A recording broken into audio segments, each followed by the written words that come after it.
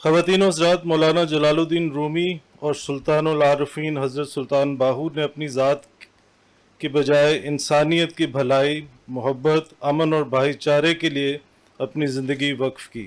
اگرچہ ان دونوں شخصیات کے دور میں کئی صدیوں کا فاصلہ ہے، لیکن ان کی فکر اور زندگی کے بارے میں نقطہ نظر میں بہت مماثلت ہے۔ صوفیانہ تعلیمات کا اصل انسان کے گرد کی کردار کی پختگی ہے۔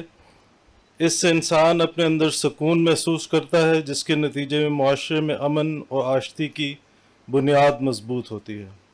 یہی وجہ ہے کہ مسلم دنیا کے ساتھ ساتھ مغرب میں مولانا رومی کی شاعری کو بہت زیادہ پڑھا جاتا ہے، اور سلطان باہو کا پنجابی کلام ہمارے کلچر کا بنیادی عنصر ہے، اور دنیا بھر میں اس کے تراجم کیے جا رہے ہیں اور اس پر تحقیق کی جا رہی ہے۔ انسان کی عظمت کا درس دیتے ہوئے ان صوفیوں نے ہمیں انسان دوستی کا پیغام دیا ہے۔ دونوں عظیم ہستیوں نے احترام آدمیت، رواداری، محبت، امن و آشتی جیسے اعلیٰ اقدار کے رواج کے لیے اپنی زندگیاں وقف کر دیں۔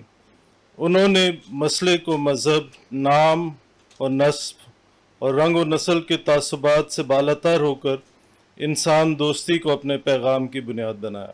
آج ہمارے معاشرے میں ان اقدار کو اہمیت دینے کی اشد ضرورت ہے۔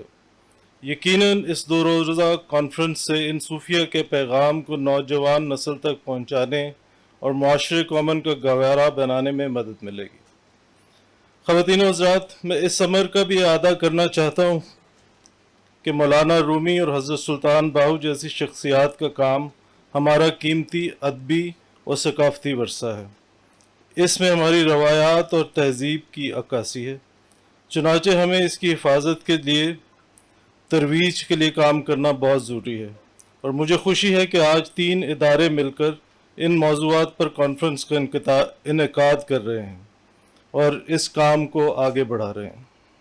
میں آخر میں ایک بار پھر اپنے تمام احباب کا شکریہ ادا کرتا ہوں، بالخصوص اپنے ان مہمانوں کا جو دور دراز شہروں سے اس کانفرنس میں شرکت کے لیے تشریف لائے ہیں، اور امید کرتا ہوں کہ آج ہونے والی بحث اس موضوع پر ایک اچھا اضافہ ثابت ہوگی اور یہ سلسلہ مزید آگے بڑھے گا۔ آپ کا بہت شکریہ۔